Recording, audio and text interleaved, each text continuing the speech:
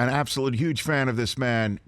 He was on our Rich Eisen Show podcast episode from the NFL draft many years ago, and now he's in The Last OG, Season 4, currently airing Tuesdays at 10 p.m. Eastern on TBS. I love his work from 30 Rock, Saturday Night Live, and so much more. The great Tracy Morgan here on The Rich Eisen Show. How are you, Tracy? That was awesome. Thanks, Rich. I'm fine. How are you? How was that intro? I think it's worthy of a man of your stature.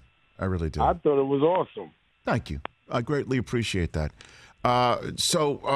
Let's jump right into it. How into the Knicks these days are you, Tracy? How into the New York Knicks are you? I'm the biggest Knicks fan there is besides Spike. Me and Spike. You know, the Knicks are doing well. They went way ahead of schedule. They're doing great. They're playing great ball, and they're balling. We just lost 2 in a row, but that's okay. You're not going to win every game. Right. The defense is impeccable when they turn it up. The defense is incredible. I'm glad they bought into Tiz's ideas. I'm glad they bought into his plan, and they look like they like playing together again. We got Nick Pride is back in the Garden. It feels like just there's no noise like the Garden when it's rocking. It really is. When the Garden is on fire, do you know what John Lennon called New York City? He called it Rome, man. We're in the center of the universe. Who's your favorite Nick? Who's your favorite Nick of all time? I don't have a favorite, but I love Pat, man. Pat, Anna Houston, Pat. Bernard, Pearl. Come on, you can't say one. You got that one for me. You can't say one. Mine is Bernard King. He's my favorite. Bernard, Nick. Come on. Bernard is a friend of mine. I could call Bernard on the phone right now. Bernard is the king, baby. So you have Bernard King, Tracy Morgan. You have Bernard King on your speed dial. You could just call him up. You could do that. Literally, no lie, literally. We talk. We're friends. We're very good friends. He's from Fort Greene Projects in Brooklyn. I'm from Tompkins Projects, right up the block. He was my favorite. I remember seeing him when he got hurt after he hurt his knee, and I ran it literally as I was going into an elevator at Madison Square Garden in high school. He was in it, and he was wearing this like gorgeous coat, like this beautiful like dress coat, just standing there, and I couldn't speak. I could not speak. I was so in awe of his presence. Tracy Morgan. Bernard King, baby. That's mine. And now Julius Randle wears his number. Kind of throws me off seeing that, to be honest with you. Man, that's fair homage.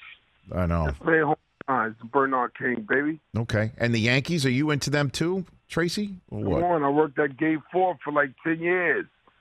Scalping tickets, selling souvenirs, selling pretzels. Come on, man. I live right up the block from Yankee Stadium. I'm the old stadium, though. That's where I grew up, at the old stadium. Yeah. I didn't grow up at the new one. Yeah, Bat Day, when they actually handed out weapons to fans, the first 10,000 fans, they're going to have bets. Game 4, so I overcharged for those weapons too.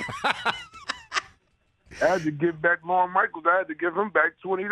No. I overcharged him for like 2-3 shirts and 4 bats. No, hold on a second, because that we do play a game called Celebrity True or False with our guests, and that might as well just let's hit based on some things that we read. We might as well hit that. Can you hit that right here?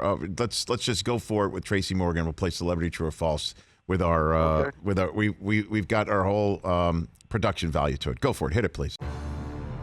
Celebrity True or False. You can't handle the truth. There you go. We got Jack as our production value. Okay, that was my first item for you. Is it true that you met Lorne Michaels as a vendor at Yankee Stadium, the SNL founder? Yep. Is that true? Gate 4, and I was a kid, and my friends told me that's Lorne Michaels. That's Lorne Michaels. He came out of the Players Gate, and I overcharged him for like 3 bats and some shirts, some Yankee shirts. And then when I became a cast member, I gave him back like $14 and some cents. And he said, "What's this for?" I said, "Because I overcharged you for some items." He started laughing. He started dying. This is when you said Game 4, like what, the '96 World Series? Is that what that was, Tracy? What do you think? Let me see what game. When were you vendor? It was a Derek Jeter. No. Mattingly, I think Mattingly was playing. Okay, so that was probably like '95 or something like that. Okay, so so what were you doing out there? You were selling stuff? Is that what you were? Scalping tickets. I scalped tickets. I sold souvenirs, and I sold cocaine. and that's when it was $21 a gram. I'm getting 45 regardless of how it go down for me.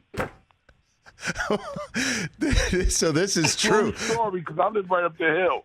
So I had tickets, I had cocaine, and I had souvenirs. You had it all. That's what you're saying. Back in the day. $21 a gram. And so you sold hats and bats and stuff like that. And that's how you met. Isn't that amazing? Don't forget the coat. You got something in there, Rich, Tracy really was hustle man from Martin back in the day. Man. I really was. He really was hustle man. Boy, I worked souvenirs, and I was Tony Montana on the side. Tracy Morgan right here on the Rich Eisen Show amidst the greatest celebrity true or false of all time. Here's one, too. True or false, you beat out Stephen Colbert in the final round of your Saturday Night Live audition. Is that true? Him and Mark Maron. You took them all down. So I became a star. So how did you get the audition to begin with? How did that happen? Well, first I was with Barry Katz. Barry had me, Dave Chappelle, and Jim Brewer. Jim Brewer got it, and then I auditioned. They didn't want to give me an audition at first, and then Barry Katz and them talked them into just seeing me. And I got on stage with my propeller hat at the comic strip, and I went all out. And so I went all out like I was revenging my brother's death. So what was your number one act? What do you think got you the audition? What was the number one bit? Talked about doodle. Talked about what? I talked about doodle. Dookie. Doo-doo, baby. That's not chocolate. That's doo-doo, baby. That was your bit? That was one of your... I talked about Michael Jackson doodling. What was it like for Michael Jackson? Can I curse? Go for it. What was it like for Michael Jackson to take a and how did that go? How did that go? Bubbles, bring me some toilet paper. Shimon. And that got you the auditions. Shimon. That got you the audition, and then what? When I said that Michael Jackson, the night before he took his, he had some pork and beans and hot dogs. Pork and beans. He had some cowboy food. He's a cowboy. Sitting around the campfire. I'm laughing so hard. So then, what nailed the? What landed the SNL gig then? Do you remember anything from the audition that you think sealed it? I did the same thing when I did all of that for Laura Michaels at the comic strip, and then I got the last, and I did a lot of stuff, and then they gave me a job. They gave me the gig. Okay. And from there, I started saying, "Give me a soda." Now, the last one I have for you, is it true or false? Your favorite SNL character is Astronaut Jones that you did. Is that true or false? Now, I love all the characters that I played. I love all the characters, but the one that was closest to me was Woodrow. Okay. Why is that? Because I was starting to show my serious side. Okay. I got the girl, I lost the girl. You know, boy gets girl, boy loses girl, boy gets girl back. But I never got the girl back. Little TV sets going off inside my ears. Spaceman floating by, firecracker beer. Chase the demons lightly. Oops, upside my mind. Up and down the sidewalk. Take a doodle pie. I love you. Dude, Tracy Joe, the Tracy Morgan, the GOAT, no doubt about it. Oh my gosh, was there ever one idea that you came up with, or anything else that you were involved with, where they said we can't do that on SNL? Tracy Morgan. No. The idea I came up with was Brian Fellow. Mm-hmm. Yeah. Yep. I came up and we did it. But he changed the name from Brian Fellow to Brian Fellows. Okay. We did. Hi, I'm Brian Fellow. We did that. Quit looking at me, bird. That bird is looking at me. So, Rich, I'll just say this, as you know, Tracy, you might not remember this. Years ago, you got punked. I'm friends with Ashton Kutcher, so I used to always see you back in the day. And Brian Fellows, to this day, Ashton and I will still call each other up and go, "I'm Brian Fellows." That sounds crazy. Yep. I remember that punk, too, because Eddie Murphy said that was one of his favorite ones because I went street. I became street. I went back to Brooklyn on it. What happened? You ain't taking my car nowhere. It was something about we towed Tracy's car. He was at a club on No, I was at work. I was at work. across the street. And then we were at somewhere on Studio City on Ventura. And then what happened? And Yep. we towed his car. And So what happened, he Tracy? tried to come take my car from me, man. I wasn't having it. And then That was a Jaguar. Then you turned Brooklyn, huh? You went back to your roots. Brooklyn on. I went straight Brooklyn on it. Bed star, do or die. Take the girl, kill the guy. Yeah, we told him we were going to tow his car to like Barstow or something my ridiculous like that, and Tracy was not having it. It was a great punk too. It was great. Well, Tracy, this is amazing. That was one of the best celebrity true or falses we've ever had.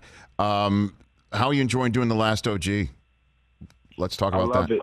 Yeah. I love that show. It's very near and dear to me because I get to relive a lot of things in my life. And, it's surreal. And a lot of things are coming to me now in my older age. And I just put in a show, a lot of situations. And it's some black actors on it, but it's really a show about the struggle. And the struggle is real. The struggle, everybody knows about the struggle. Everybody on the planet knows about the struggle. I don't care if you Jeff Bezos and you own Amazon. Everybody needs a reason to get out of bed in the morning. That's the hardest part of the day is getting out of bed. Mm-hmm. So you got to know what's your reason. My reason is my kids. Yeah, same with me. I agree with you. And when my best co-star on the show is my daughter. She's 8 years old. She's my co-star on the show. Mm-hmm. Mm-hmm. So that's why the show means a lot to me. My daughter's in it. And how are you feeling these days? You feel good? I feel great. I don't know about tomorrow, but I know about today. I feel great today. I'm doing an interview with you right now. I love it. You don't get no better than that. No, I just am so thrilled to see you. And whenever I hear you and see you, you give so much joy to so many people, Tracy. So the fact that you're doing well, and then The Last OG gives you such pleasure to do. It's great. You deserve that, man. You really do. God bless you very much. You really do. And that's Tuesdays, 10 Eastern time on TBS. Currently in season 4. Everyone should check it out. It's Tracy doing his thing. Thanks for the time, Tracy Morgan. You're the best. I love you, man, and thank you very much. Right back at you at Tracy Morgan on both Twitter and Instagram. The Last OG airs Tuesdays at 10 Eastern on TBS. Hey, you watched all the way to the end. Thanks for that. Watch more right here.